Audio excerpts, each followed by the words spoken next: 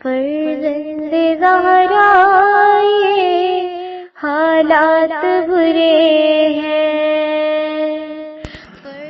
کاشانہ بصیرت ایک ایسا مکمل یوٹیوب چینل جس پر محروم بصارت کے لیے بالخصوص اور تمام افراد کے لیے بالعموم سینکڑوں کی تعداد میں اسلامی کتب دستیاب ہیں۔ لہذا گزارش ہے کہ آپ اپنی ذمہ داری نبھاتے ہوئے کاشانہ بصیرت کو سبسکرائب کرنے کے ساتھ ساتھ بیل آئیکن کو پریس کیجیے تاکہ آپ علم کے حصول کے ساتھ ساتھ مذہب اہل بیت کی اشاعت میں بھی اہم کردار ادا کرتے رہیں۔ کاشانہ بصیرت۔ فرزند زہرا یہ حالات برے ہیں۔ السلام علیکم ورحمۃ اللہ وبرکاتہ۔ سامعین، آپ سماعت فرما رہے ہیں رہبر معظم کی کتاب 250 سالہ انسان، ائمہ معصومین علیہم السلام کی 250 سالہ سیاسی زندگی پر ایک نظر۔ کتاب کا ترجمہ کیا ہے سید کوثر عباس موسوی صاحب نے۔ آج ہم آپ کے سامنے اس کی 19ویں ریکارڈنگ پیش کر رہے ہیں، صفحہ نمبر 271، 9واں باب۔ بیان ہے امام زین العابدین علیہ السلام کے بارے میں۔ ہیڈنگ ہے امام زین العابدین علیہ السلام کی درباری علماء پر تنقید۔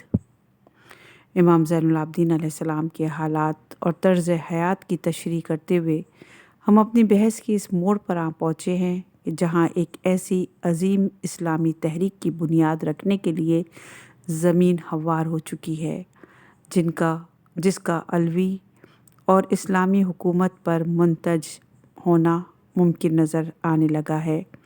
اس صورتحال کو مختصر طور پہ ہم یوں بیان کر سکتے ہیں کہ امام کی روش کچھ لوگوں کے لیے بیان اور وضاحت، کچھ لوگوں کے لیے خود کو منظم کرنے کی تلقین، اور کچھ افراد کے لیے عمل کی راہیں معین اور مشخص کرنے کا ذریعہ تھی۔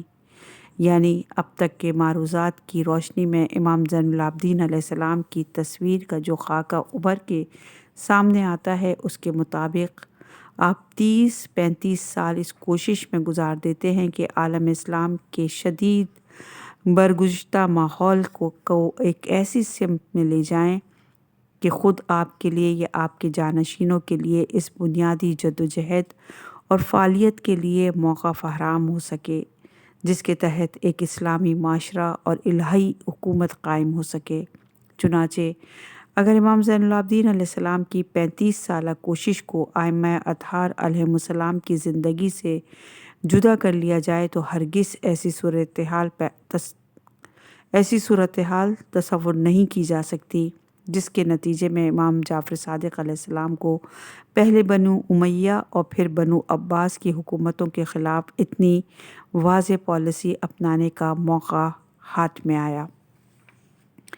ایک اسلامی معاشرہ وجود میں لانے کے لیے فکری اور ذہنی طور پر زمین ہموار کرنا تمام چیزوں سے زیادہ ضروری ہے، اور یہ ذہنی و فکری آمادگی اس وقت کے ماحول اور حالات میں جس سے عالم اسلام دوچار تھا، وہ کام تھا جو یقیناً ایک طویل مدت کا طالب ہے، اور اس کام کو امام زین العابدین علیہ السلام نے تمام تر زحمتوں، مشکلوں اور مصیبتوں کے باوجود اپنے ذمے لیا تھا۔ اس عظیم ذمہ داری کے ساتھ ساتھ امام زین العابدین علیہ السلام کی زندگی میں ایک اور تلاش و جستجو جلوگر نظر آتی ہے، جو دراصل گزشتہ اماموں کی تیار کردہ زمین کو مزید ہموار کرنے کی طرف آپ کے ایک اور اقدام کی مظہر ہے۔ اس طرح کی کوششوں کا ایک بڑا حصہ سیاسی نوعیت کا حامل ہے اور بعض اوقات بے حد سخت صورت اختیار کر لیتا ہے۔ اس کا ایک نمونہ امام کی حکومت وقت سے وابستہ اور ان کے درباری محدثوں پر کڑی تنقید ہے۔ موجودہ بحث میں اسی نقطے پر روشنی ڈالنا مقصود ہے۔ ائمہ طاہرین علیہم السلام کی زندگی کی ولولہ انگیز بحثوں میں سے ایک یہ بھی ہے کہ اسلامی معاشرے کی فکر اور ثقافت کو اجاگر کرنے والے افراد یعنی علماء، یہاں علماء سے ہماری مراد اس زمانے کے علماء دین ہیں جن میں محدثین، مفسرین، قراء، قاضی صاحبان اور صوفی سب شامل ہیں، یا شعراء کے ساتھ ان بزرگواروں کا برتاؤ کیسا رہا ہے۔ اصل میں عوام کی فکری اور ذہنی تربیت اور رہبری انہی لوگوں کے ہاتھ میں تھی۔ خلفاء بنی امیہ اور بنی عباس معاشرے کو جس رخ پر لے جانا چاہتے تھے، یہ عوام کو اسی راہ پر لگا دیتے تھے۔ گویا خلفاء کی اطاعت اور تسلیم کا ماحول پیدا کرنا ان لوگوں کا کام تھا۔ چنانچہ ایسے افراد کے ساتھ کس طرح کی روش اور طرز اپنایا جائے اور دیگر اہل بیت علیہم السلام کی طرح امام زین العابدین علیہ السلام کی زندگی کا بھی ایک بہت اہم اور قابل توجہ پہلو یہی ہے۔ جیسا کہ ہم جانتے ہیں کہ ظالم خلفاء کے سامنے دل سے اسلام کا عقیدہ رکھنے والوں پر حکومت قائم رکھنے کا اس کے علاوہ کوئی دوسرا راستہ ہی نہیں تھا کہ وہ جو کچھ بھی کریں اس کی طرف لوگوں کی قلبی ایمان کو جذب کریں، کیونکہ اس وقت صدر اسلام کا زمانہ گزرے ابھی زیادہ عرصہ نہیں ہوا تھا۔ لوگوں کے دلوں میں اسلام کا عقیدہ اور ایمان باقی تھا۔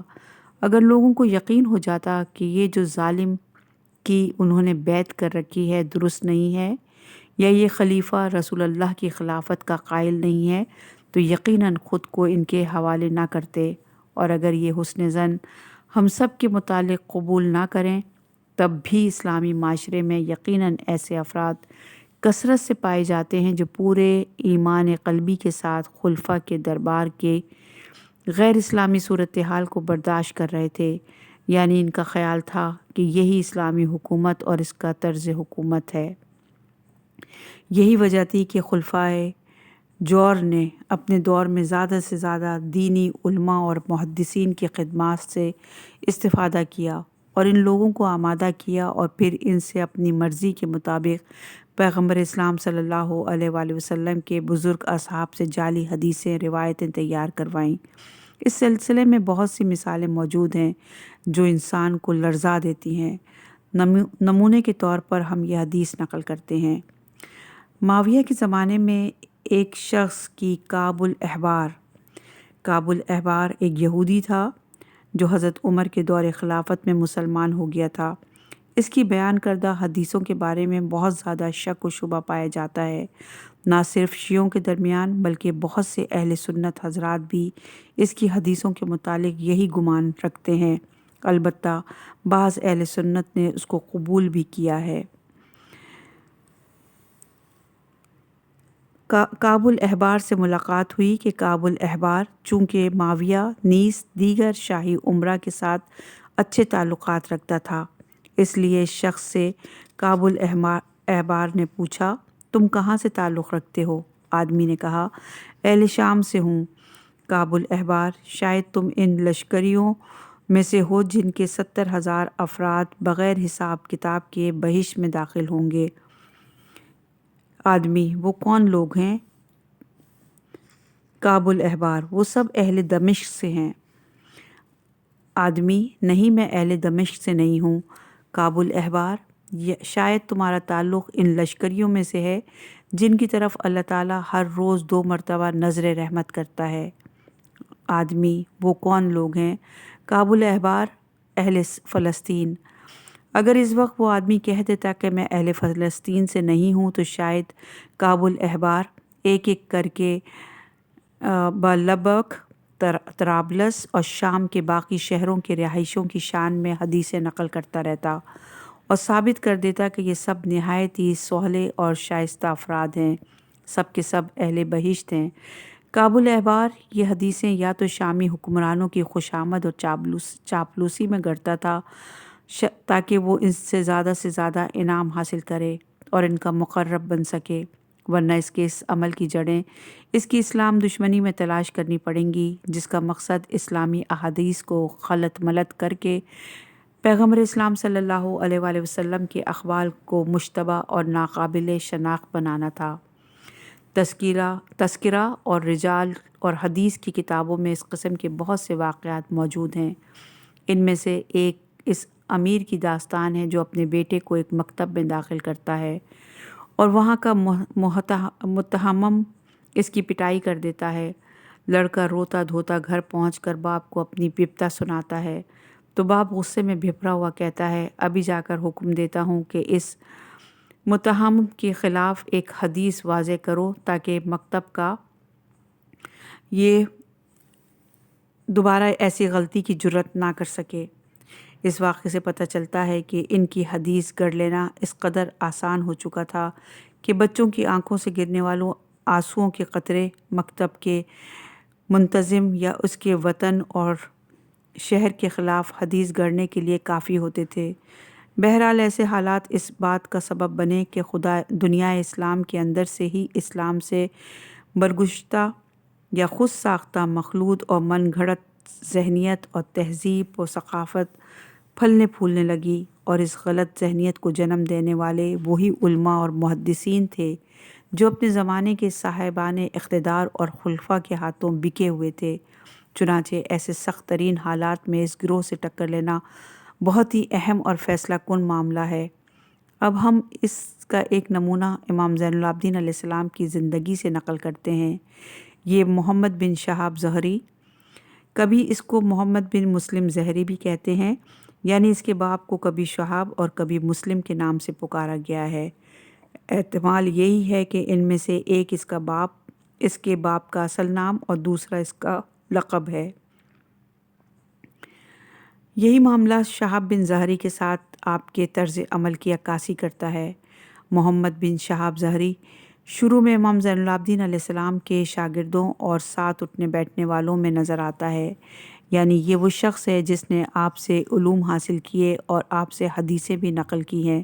پھر رفتہ رفتہ اپنے اندر کی جسارت کے باعث یہ شخص دربار خلافت سے قریب ہوتا چلا گیا اور پھر ان درباری علماء محدثین کے زمرے میں باقاعدہ شامل ہو گیا جو ائمہ اہل بیت علیہم السلام کے مقابلے میں کھڑے کیے گئے تھے۔ محمد بن شہاب زہری کی افتاد طبع سے مزید آشنائی پیدا کرنے کے لیے ہم اس کے بارے میں چند حدیثیں نقل کریں گے۔ ان میں سے ایک حدیث میں وہ خود کہتا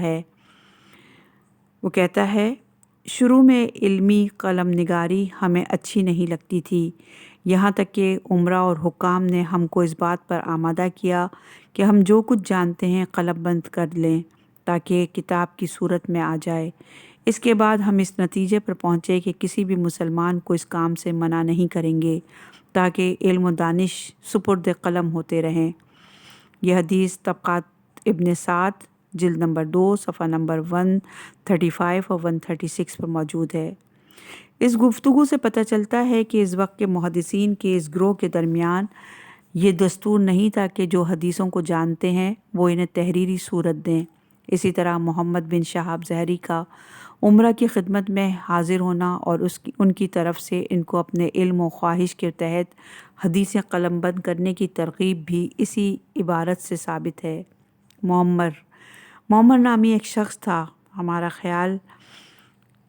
خیال تھا کہ ہم نے زہری سے زیادہ حدیثیں نقل کی ہیں، یہاں تک کہ ولید مارا گیا۔ ولید عبد الملک بن مروان کا بڑا بیٹا تھا جو باپ کے مرنے کے بعد خلیفہ بنا تھا۔ ولید کے قتل ہو جانے کے بعد ہم نے دیکھا کہ تحریروں کا ایک انبار ہے جو چوپایوں پر لاد کر ولید کے خزانے سے باہر نکالا جا رہا ہے، اور لوگ کہہ رہے ہیں یہ سب زہری کا علم ہے۔ یعنی زہری نے ولید کی خواہش اور خوشامد میں اتنی تحریریں اور کتب حدیثوں سے بھر دیے تھے کہ جب ولید کے خزانے سے ان کو نکالنے کی نوبت آئی تو چوپایوں کی ضرورت محسوس ہوئی۔ یہ تحریری کاپیاں اور کتب جو ولید کے حکم سے ایک شخص کے ذریعے حدیثوں سے بھرے ہوئے ہوں، ظاہر ہے ان میں سے کس طرح کی حدیثیں ہو سکتی ہیں؟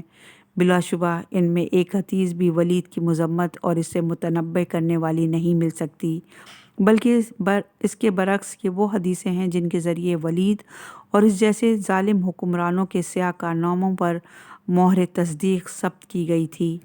ایک دوسری حدیث زہری سے منقول ہے جو بلا شبہ اس دور سے مربوط ہے جب زہری دربار خلافت سے وابستگی اختیار کر چکا تھا۔ یعقوبی اپنی تاریخ میں لکھتے ہیں،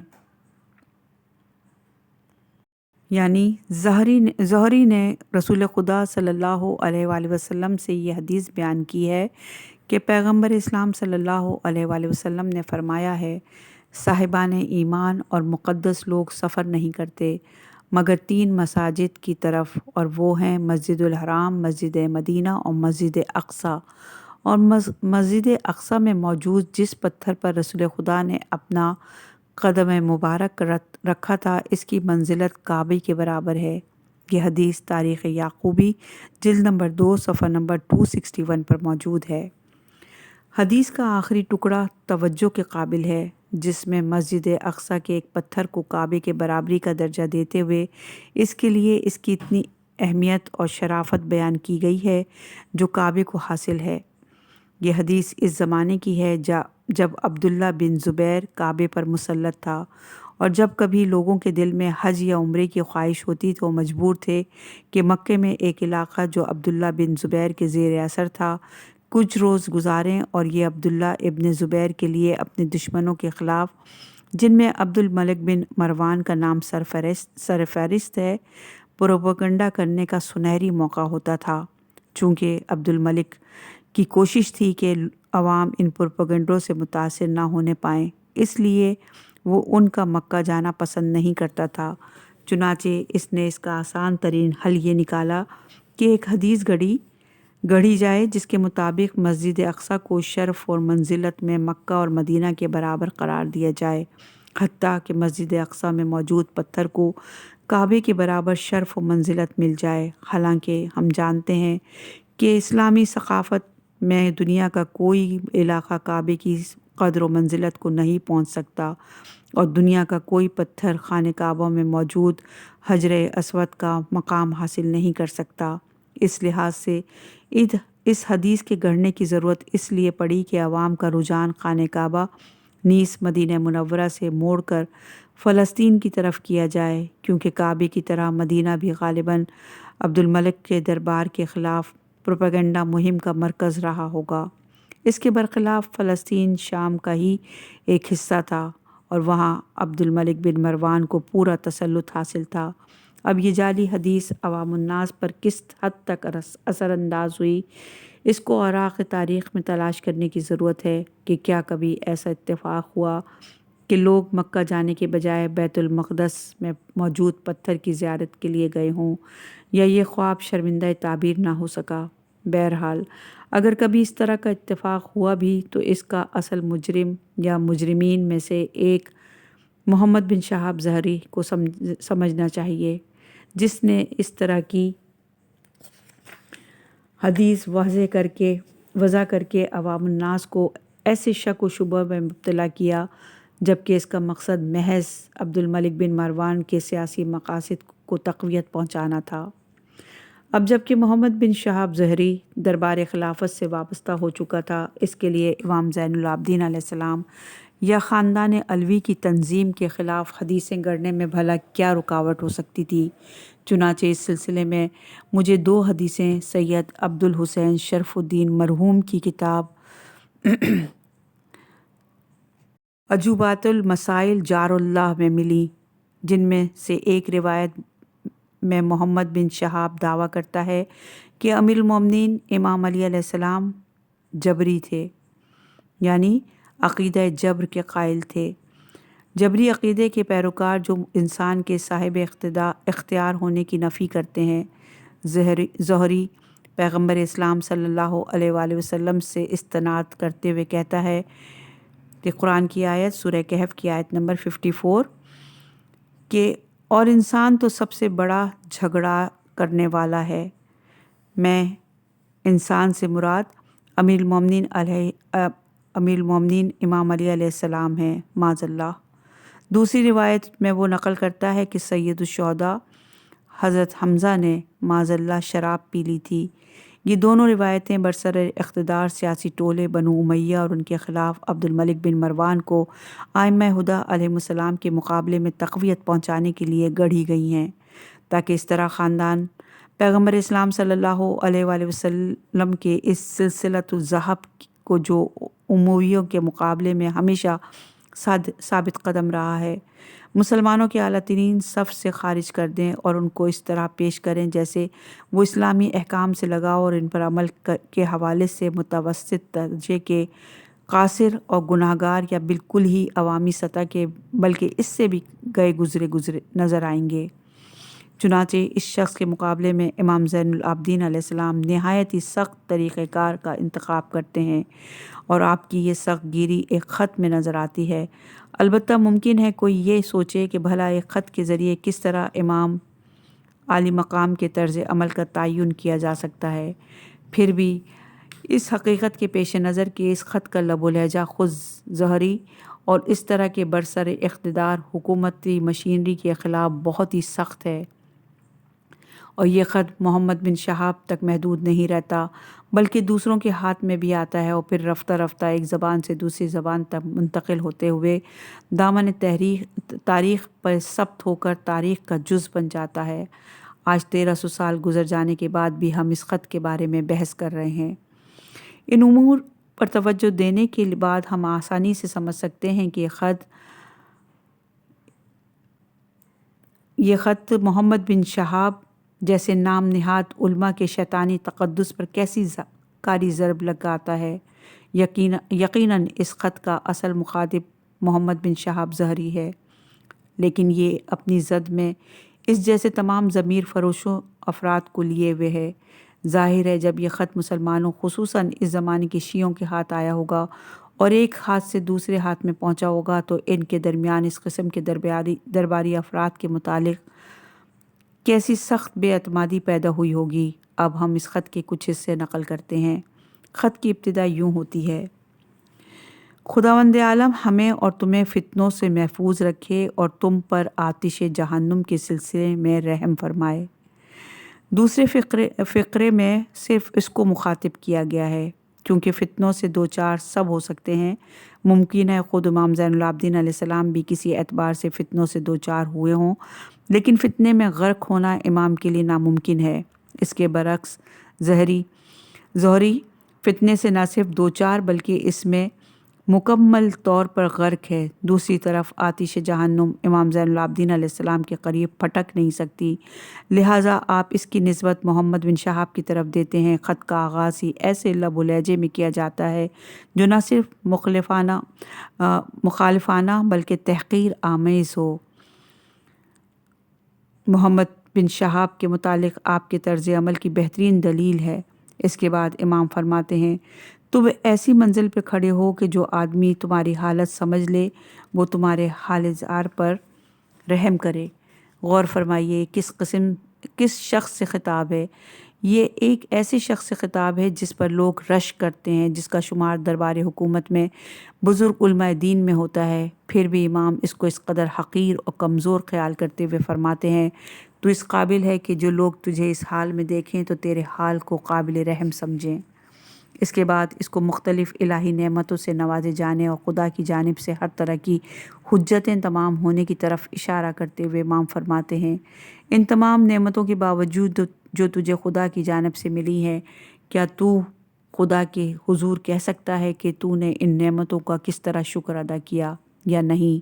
फिर कुरान की चंद आयतों का जिक्र करते हैं और फरमाते हैं, खुदावंद आलम तेरे कसूर और गुनाहों से हरगिज़ राज़ी नहीं हो सकता क्योंकि इसने उल्मा पर यह फ़र्ज़ किया है कि वो हक़ाइक़ को अवाम उन्नास के सामने बयान करें और कतमान ने हक़ से काम ना लें।